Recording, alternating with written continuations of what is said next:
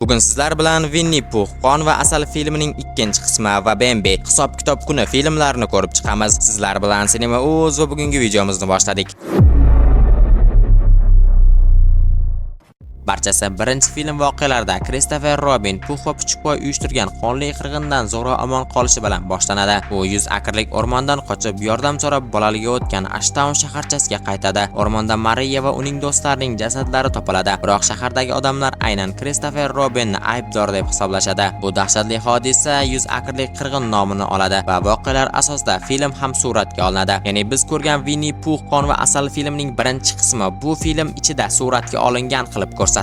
Natijada Christopher Robinning obro'si butunlay tushib ketadi. Faqat uning yaqinlari Lexi, Finn, Aaron, ota-onasi Alan va Daphne hamda singlisi Bunny unga ishonishda davom etadi. Jamiyatdan ajralib qolgan Christopher doimiy ravishda Pooh haqidagi dahshatli tushlardan qiynaladi. U gipnoterapevt Mary Darling huzuriga qatnab, bolaligida tug'ilgan kunida egizak ukasi Billyning o'g'irlab ketilgani bilan bog'liq travmalarni yengishga urinadi va Billy va boshqa bolalarni o'g'irlab ketgan shaxsning yuzini eslashga harakat qiladi. Shu paytda 100 akrlik o'rmonda Pooh va Puchukvoy, Yo'lbarsvoy va Ukkivoy bilan yashirinib yurishga majbur bo'lishadi. Ular o'rmondagi dam olish furgonida bo'lgan talaba qizlarga hujum qilishadi. Bilati yana qizlar, Maxluqlar ularni ayovsizlarcha o'ldiradi. Shundan keyin Ukkivoy Poohni Ashtown shahriga hujum qilishga qo'ndiradi. Aaron boshchiligidagi ovchilar guruhi maxluqlarga pistirma uyushtirib, Mariya va uning do'stlari uchun qasos sifatida Puchukvoyni boshdan otib o'ldirishadi. Bunga javoban Pooh deyarli barcha ovchilarni o'ldiradi. Faqat Aaron zo'rg'a qochib qolishga ulguradi va Ashtown shaharchasiga qaytishga muvaffaq bo'ladi. Shahardagi nafrat va bosim sabab Christopher shifokorlik ishidan ayriladi. Aaron kasalxonaga olib kelingach, Aaron Christopherga u haq ekanligini aytadi. Keyin esa Christopher unga hujum qilgan aynan Pooh ekanligini tushunadi. Kasalxonada Christopher farrosh Cavendishni ko'rib qoladi va uni Billyni o'g'irlab ketgan odam ekanligini eslaydi va Cavendishni ortidan uygacha kuzatib boradi va Cavendishni rostini aytishga majbur qiladi. Cavendish dahshatli sirni ochadi. U Dr. Gallup ismli olim uchun ishlagan. Gallup Cavendishning qarzlarini yopish evaziga bolalarni o'g'irlatib, ular ustida hayvon genlari bilan tajribalar o'tkazgan. Billy ham shu tajribalar qurbonlaridan biri bo'lgan. Tajribalar natijasida bolalar odam-hayvon gibridlariga aylangan va kuchli tiklanish qobiliyatiga ega bo'lishgan. Keyinchalik Gallup ularni o'ldirib 100 akrlik o'rmonga ko'mgan, ammo bolalar qaytib tirilib qabrlardan chiqib ketishgan. Cavendish keyinchalik Gallupning ishlari uchun uni o'ldirganini tan oladi. Barcha dalillarni yoqib yuboradi va aybdorlik hissiga chiday olmay Christopher Robin oldida o'zini otib tashlaydi. Tun tushishi bilan Pooh, Yo'lbarsvoy va Ukkivoy Ashtown bo'ylab qirg'inni boshlaydi. Ukkivoy o'rmonda yurgan ota va o'g'ilga hujum qiladi. Maxluqlar ko'plab odamlarni, jumladan Finnni ham o'ldirishadi. Pooh Christopherning ota-onasi Alan va Daphne'ni shafqatsizlarcha o'ldiradi. Keyin esa Lexi enegalik qilayotgan uyga Pooh bostirib kiradi. Lekin Lexi politsiyani chaqirishga muvaffaq bo'ladi va politsiya yetib keladi. Yetib kelgan politsiyachilar Poohni ko'rib qolishadi. Politsiyachilarning bittasini o'ldirib Pooh qochishga muvaffaq bo'ladi. Keyin maxluqlar tashlandiq ombordagi reyv bazmiga bostirib kirib, haqiqiy qotillikni uyushtirishadi. Yo'lbarsvoy o'zining uzun tirnoqlari bilan odamlarni nimtalab tashlaydi. Pooh esa benzapila bilan duch kelgan odamni parchalab tashlaydi va omborni qonga belashadi. Vahimaga tushgan yoshlar qochishga urinadi, ammo deyarli hech kim omon qolmaydi. Christopher omborga yetib kelib, Yo'lbarsvoyni yaralaydi. Christopher Pooh uning uyiga borganini bilib oladi va shu zahoti uyga yo'l oladi. Uyga yetib kelgan Christopher Robin ota-onasining o'lganligini ko'radi va singlisi Bunnyni Pooh o'g'irlab ketganini tushunadi. Shundan keyin u yana 100 akrlik o'rmonga qaytadi. Yakuniy jangda Pooh Christopherni osongina yengadi. Ular Billyning qabri oldiga kelib qolishadi va Christopher Poohni asl ismi Billy deb chaqiradi. Pooh aslida uning egizak ukasi Billy edi. Hatto ular o'tmishda ochlik tufayli eshakvoyni ham yeb yuborishgani ma'lum bo'ladi. Lexi aralashib Christopherga imkon yaratadi va Christopher Robin bolta yordamida Poohning kallasini chopib o'ldiradi. Pooh haqidagi video yozuvlar politsiyaga topshirilgach, Christopher barcha ayblovlardan oqlanadi. Bunny sog'-salomat topiladi. Keyingi sahnada tirik qolgan Yo'lbarsvoy va Ukkivoy Pooh va Puchukvoyning qayta tiklanayotgan jasadlari oldida Christopherdan qasos olishlarini aytadi va shu yerda film yakunlanadi.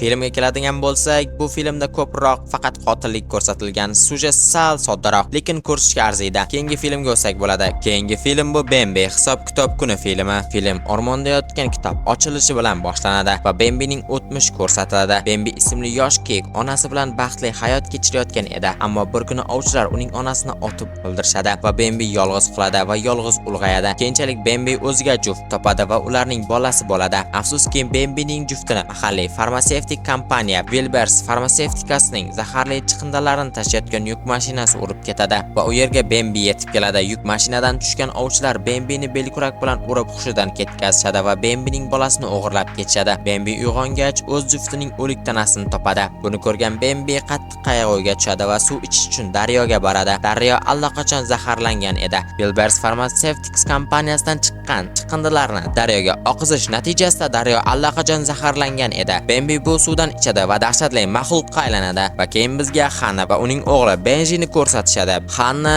eri Simon va uning oilasini ko'rgani borishayotgan edi. U yerda Simonning demensiyaga chalingan onasi Mary va uning aka-ukalari bor edi. Simon esa ish sababli kela olmasligini aytadi. Hanna va Benji taksiga o'tirishadi. Yo'lda taksiga Bambi hujum qiladi. Bambi haydovchini ezib o'ldiradi, ammo Hanna va Benji qochishga muvaffaq bo'lishadi. Ular Maryning uyiga yetib kelishadi va bo'lgan voqeani aytib berishadi va Hanna va Benjiga hech kim ishonmaydi. Hanna taksiz o'rmonda qolib ketganini aytadi. Taksisini topish uchun Joshua taksisni qidirib ketadi. Shu paytda Wilbers tomonidan yo'llangan ovchilar Bambini qidirishayotgan edi va Joshuadan oldin taksisini topishadi, lekin taksis allaqachon o'lgan edi, chunki Bambi uni ezib tashlaganda. Joshua ham u yerga yetib keladi, lekin Tyler tomonidan tasodifan otib o'ldiriladi. Shu paytda bizga demensiyaga chalingan Maryni ko'rsatishadi. U Bambini ismini aytib chaqirayotgan edi va hamma yerga kiyikning rasmlarini chizib ilib qo'yganda. Bir necha daqiqa o'tgach Bambi uyga hujum qiladi. Barcha oila a'zolari furgonga yugurishadi va qochishga harakat qilishadi. Harriet esa qochishga ulgurmaydi va Bambi uni ikkiga bo'lib o'ldiradi. Qolganlar esa furgonga chiqib Bambidan qochib ketishadi. Ular o'rmon ichiga kirib Bambidan vaqtincha qutulishadi, ammo yo'lni to'sib yotgan daraxtni ko'rib to'xtashadi. Andrew va Harrison uni olib tashlamoqchi bo'lishadi, lekin Benji Bambini ko'rib vahimaga tushadi va furgonni haydab ketadi. Ichkarida faqat Hanna va Mary qoladi. Andrew esa tasodifan mashinaga ilinib sudralib ketadi va yo'lda halok bo'ladi. Harrison o'rmonda adashib qoladi va tuzoqqa tushadi va mutatsiyaga uchragan quyonlar tomonidan parchalab yeb yuborilib o'ldiriladi. Hanna, Benji va Mary furgon benzinsiz qolgandan keyin uni tashlab yo'lda davom etadi va ularning oldidan boyaga ovchilar chiqadi va ularni ovchilar qarorgohiga olib borishadi. U yerda ular Simon va uning hamkasbi Jo bilan uchrashadi. Simon Bambining juftini aynan o'zi o'ldirganini va zaharli chiqindilarni daryoga tashlab mahalliy hayvonlarni, jumladan Bambini ham mutatsiyaga uchrashishiga sabab bo'lganini tan oladi. Davomida Benji garajda Tyler va Ed qafasga solib qiynayotgan yosh kiyik bolasini topadi. Hanna esa Simon Wilbers jinoyatlarini yashirish uchun ovchilarni yollaganini va Bambini tutib o'ldirishni rejalashtirganini bilib oladi. Buning uchun qancha odam o'lishi Simonga farq qilmas edi. Tyler va Ed Bambining bolasini olib ketayotgan bo'ladi va Bambi Tyler va Edga hujum qilib ikkalasini ham o'ldiradi. Benji kiyik bolasini ozod qilib qochadi. Hanna va Simon Benji qochib ketganini bilib uning ortidan boshadi. Mary esa Bambiga duch keladi. Bambi uni o'ldirmoqchi bo'ladi. Jo o'zini qurbon qilib gaz ballonni portlatadi, ammo Bambi tirik qoladi. Hanna va Simon Benjini topishadi, ammo shu paytda Michael ham kelib ularga qurol o'qtalib kiyik bolasini talab qiladi. Bambi Michaelni o'rmonga surilib ketadi va keyin Benjiga yaqinlashadi. Simon esa Hanna va Benjini tashlab qochib ketadi, biroq yo'lda mashinaga kirib olgan mutant quyon Simonni ham o'ldiradi. Hanna va Benji kiyik bolasining Bambining farzandi ekanligini tushunib uni Bambiga qaytarishadi, ammo qon ichida qolgan Michael qaytib kelib Bambini o'lim darajasida otib tashlaydi. Shunda demensiyadan tiklangan Mary Michaelni otib o'ldiradi. Bambi esa Hanna va Benji va o'z bolasining ko'z o'ngida qon ketishdan halok bo'ladi. Shu bilan bu film ham shu yerda o'z nihoyasiga yetadi. Bu ikkita film haqidagi shaxsiy o'zimning fikrimga keladigan bo'lsak, agar sizlarga qonli sahnalar, o'ldirishlar kerak bo'ladigan bo'lsa, bu filmlarni tomosha qilishinglar mumkin, lekin bu filmlarga kirib sujet yoki biron bir yaxshiroq ma'no qidiradigan bo'lsanglar, bu filmlarda u darajada sujet yo'q. Lekin bularni aytganimdek havaskor studiyalar suratga olgan. Albatta hech bir film ham yomon emas, chunki o'sha filmlarni olishni ortida qanchalik mehnat va qancha pul yotadi, shuning uchun ham hech bir film yomon emas, ko'rsanglar bo'ladi. Xo'p, albatta bizani qo'llab-quvvatlagan holda kanalimizga obuna bo'lib, videoga like bosib, qo'ng'iroqcha tugmasini yoqib qo'yinglar. Albatta bizani Telegram kanalimizga ham o'tib obuna bo'lib qo'yinglar. Bu yerga o'zim zerikkan paytimda qiziqarli postlar joylab boraman, lekin kino yangiliklarni kutib o'tirmanglar, chunki kino yangiliklarini tashlashga umuman vaqtim yo'q. Sizlar bilan Sinema o'zi bo'ldi. Keyingi videolarda ko'rishguncha xayr.